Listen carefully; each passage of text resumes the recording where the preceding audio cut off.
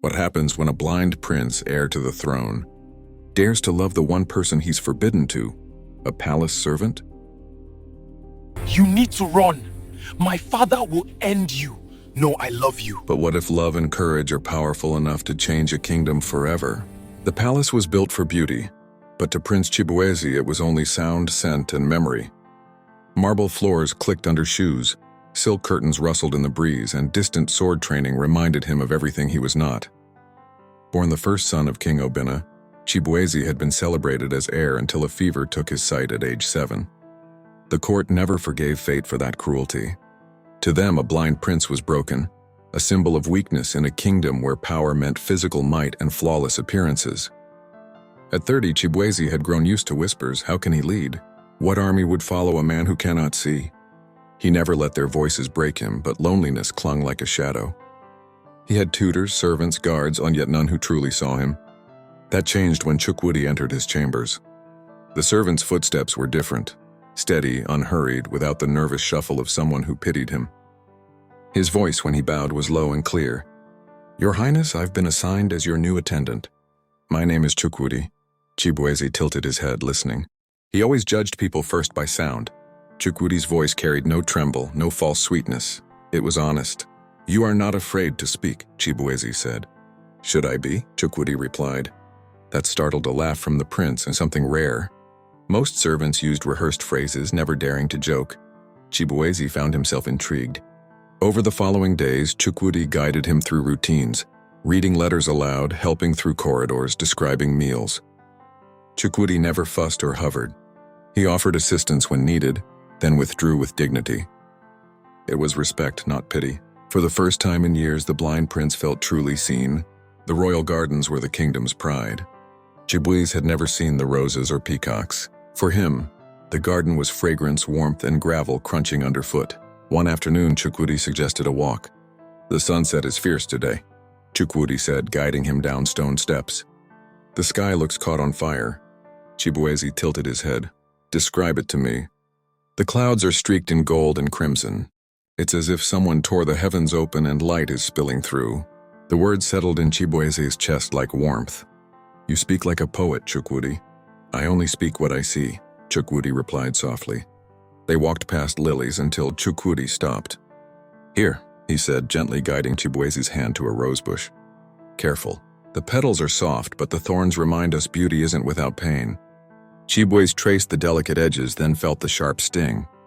His fingers brushed Chukwudi's. Neither moved away. They stood still, sharing a silence heavy with something unspoken. "Your hands are steady," Chibueze murmured. "Stronger than mine." Chukwudi's breath caught. "Years of work, Your Highness. Servants learn to hold things carefully, and yet you guide me as if it is effortless." Their hands lingered longer than propriety allowed. Chukwudi pulled back first, his pulse quickening. It was dangerous to let his heart lean this way. But the way Chibueze tilted his face toward him, searching in the darkness, made Chukwudi's resolve falter. That night, Chukwudi thought of the prince's fingers brushing his, of the way Chibueze listened, not to the world, but to him specifically. For the first time, Chukwudi was afraid of how much he wanted that connection to continue.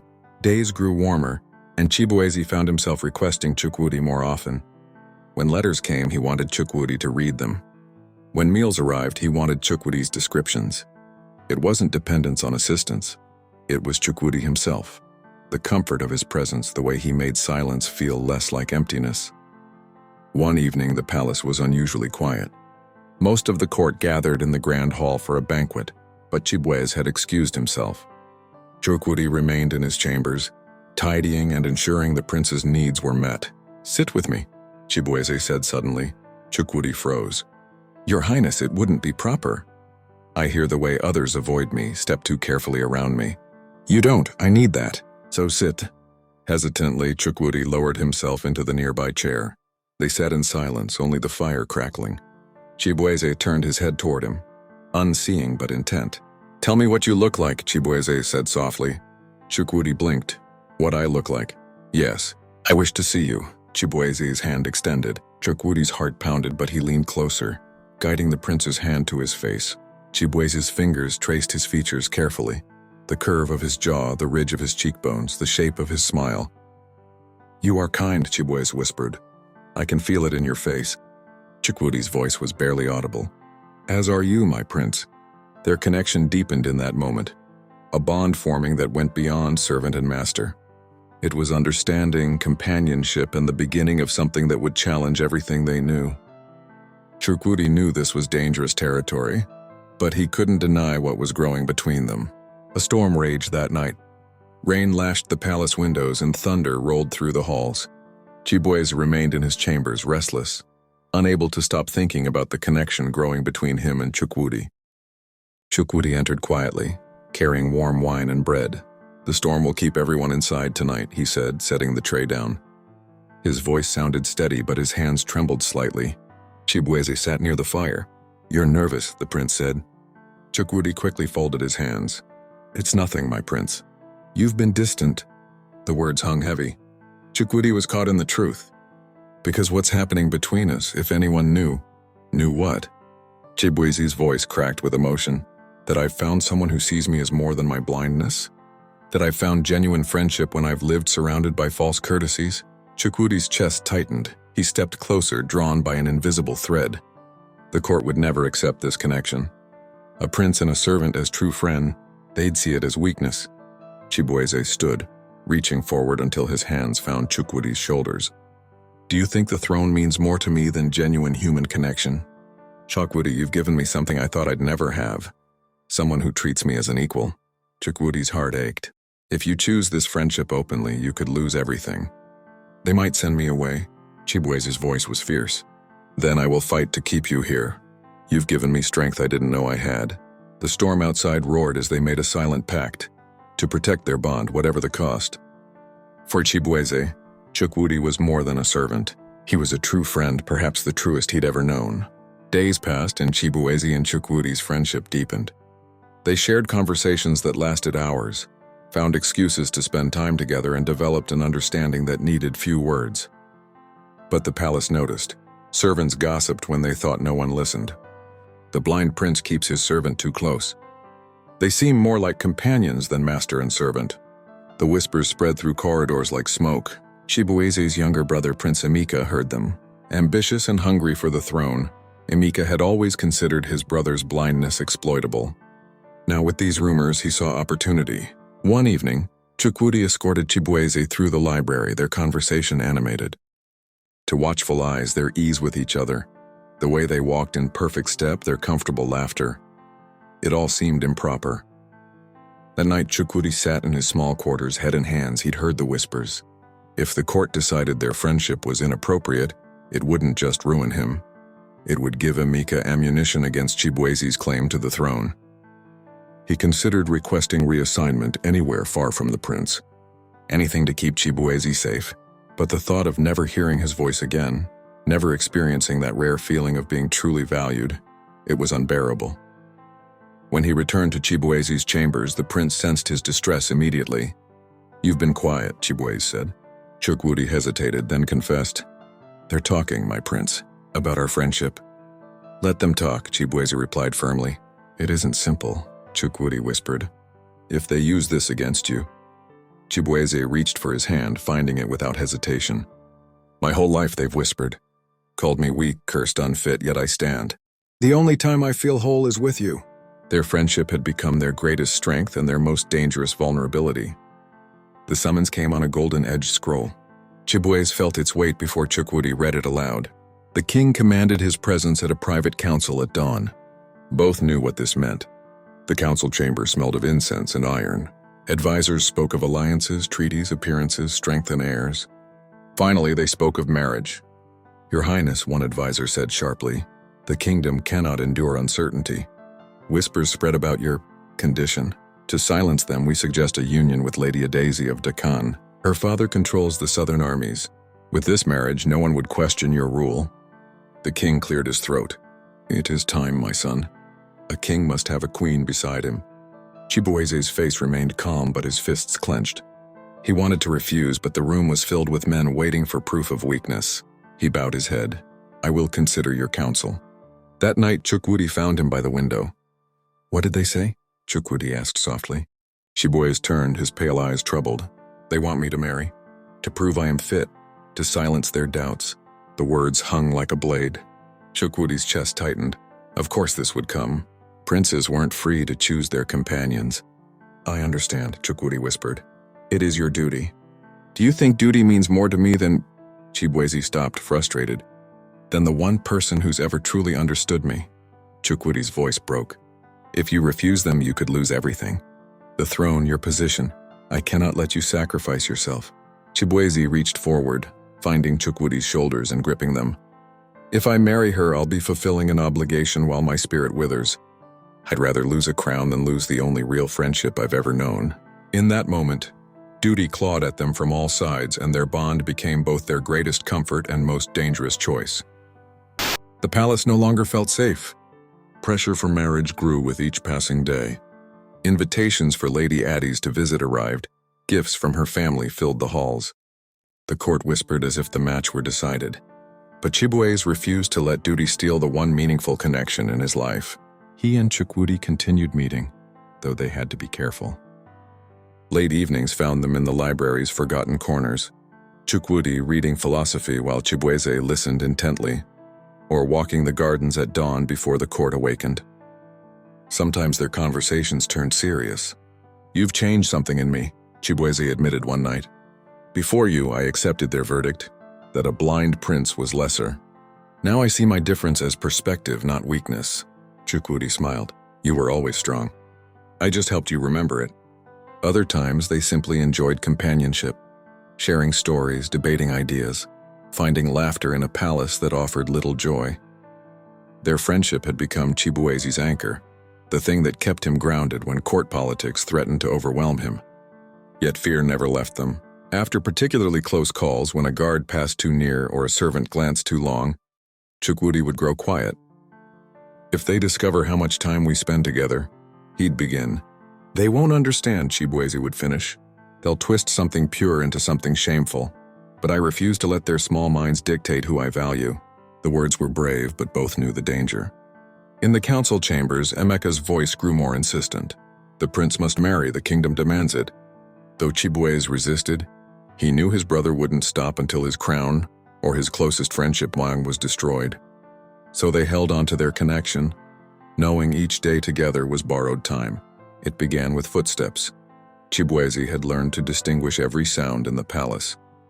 But that evening, when Chukwudi visited his chambers to review diplomatic correspondence, there had been another set of steps, faint but deliberate, lingering outside. By morning, he would regret ignoring them. The trap sprung in the council chamber. The air was thick with accusation. Courtiers lined the table, voices hissing like serpents. His father sat at the head, grave, while Emeka smirked with triumph. Your Majesty, one counselor said, we have tolerated the prince's blindness, though it brings weakness. But now we face greater concern. Chibueze sat straighter. Speak plainly. The prince spends inappropriate time with his servant. Hours alone, conversations that exceed his station, a friendship that undermines royal dignity. This is not rumor, my king. Multiple witnesses attest to it. The room erupted. Through the noise, Chibueze heard Chukwudi's name spoken like an accusation. Bring him in, Emeka commanded. The doors swung open. Chukwudi was escorted in, his eyes burning with shame and anger. Chibueze's breath caught. What is the meaning of this? The king's voice was ice. Is this true? Have you broken protocol by treating this servant as an equal? Chibueze's heart hammered. He could deny it.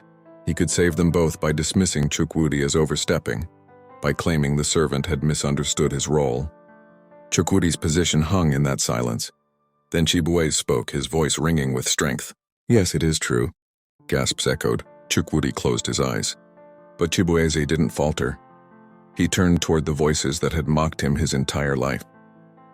I may not see with my eyes, but I see clearer than you. This man has treated me with genuine respect, not false deference. He has made me a better leader. If friendship across stations is a crime, then I am guilty. The chamber erupted in chaos. The king's fist slammed the table. Take Chukwudi to holding. The prince will be dealt with. Guards seized Chukwudi, escorting him away. His gaze never left Chibueze's face, and Chibueze, though blind, followed the sound of his footsteps until the last echo vanished. For the first time, the blind prince stood utterly alone. but with a heart ablaze, ready to fight the kingdom itself for what he knew was right. The holding chambers were cold and isolating. From above, Chibueze felt the separation like a physical wound. Every hour without Chukwudi sharpened his resolve. Emeka visited that morning, voice dripping with triumph. "It's over, brother. Father will strip you of your right to the throne. You've shamed yourself beyond measure. But don't worry, I'll ensure Chukwudi is dismissed from the palace." Permanently, Chibueze clenched his jaw. He wanted to strike back, but instead forced calm into his voice. "You mistake me for the boy you used to bully. I am not so easily broken now." Emeka laughed and left, but his words lit a fire in Chibueze. That night, the prince demanded a hearing. "If I am to be punished," he told his father, "then let the people hear the truth. Let them decide whether genuine friendship is a crime." The council chamber overflowed the next day. Nobles, guards, servants, even villagers, all crowding to hear the prince's fate. Chibueze stood tall, dressed in simple robes. Chukwudi was brought forward. Their hands brushed briefly as they passed, a silent promise between them. Emeka spoke first, accusations ringing. "Our kingdom cannot be led by a man so flawed.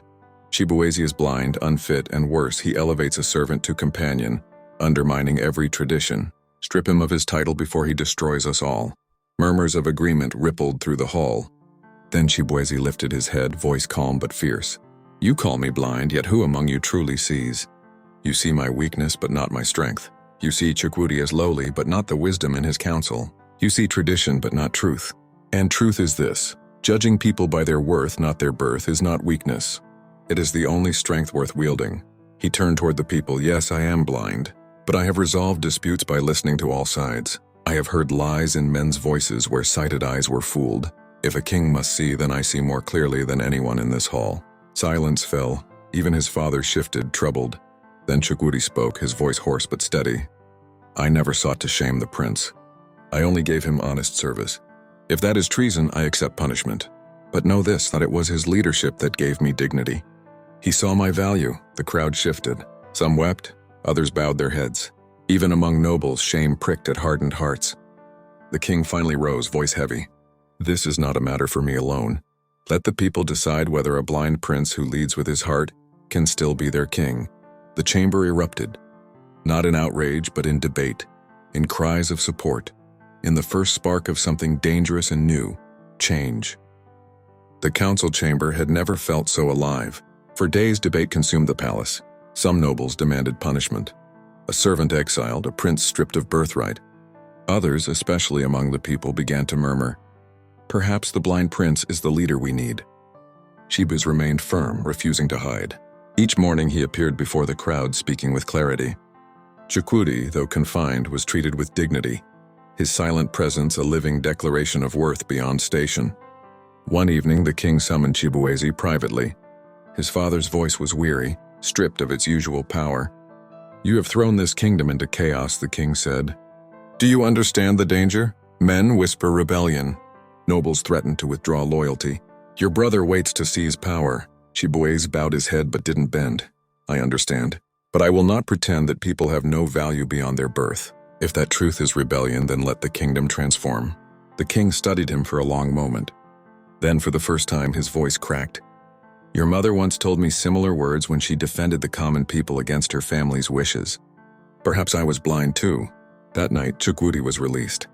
When the guards opened the door, Chukwudi walked to Chibueze, who clasped his shoulder firmly.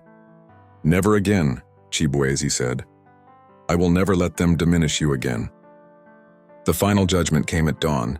The great square overflowed with citizens. The king stood before them, solemn. "My son has defied tradition. He has claimed friendship where law forbids equality, yet he has also spoken truth where many feared to. I will not condemn him, nor the man who served him faithfully. Instead, I leave the choice to you, the people he would one day rule. Do you accept him?" The silence broke like a wave. Cries of yes rang out, louder, stronger, swelling until the air trembled. A few voices shouted dissent, but they were drowned beneath the roar. Chibueze reached for Chukwudi's hand, raising it high for all to see. "I am your prince," he declared. "I am blind, but I see you. I am different, but I lead with heart. If you will have me, I will serve you, not with eyes, but with justice and truth." The crowd erupted. Cheers shook the palace gates. Even some nobles, faced with the people's will, bowed their heads in acceptance. Emeka's face twisted in rage, but for the first time he was powerless. That night, under a sky thick with stars, Chibueze and Chukwudi stood on the palace balcony. No chains, no shadows, no fear. We have much to face still, Chibueze said quietly. Yes, Chukwudi replied, standing at his side. But we'll face it together as we always have. For the first time, the blind prince didn't feel bound by darkness. With true friendship beside him, he had already stepped into a new dawn.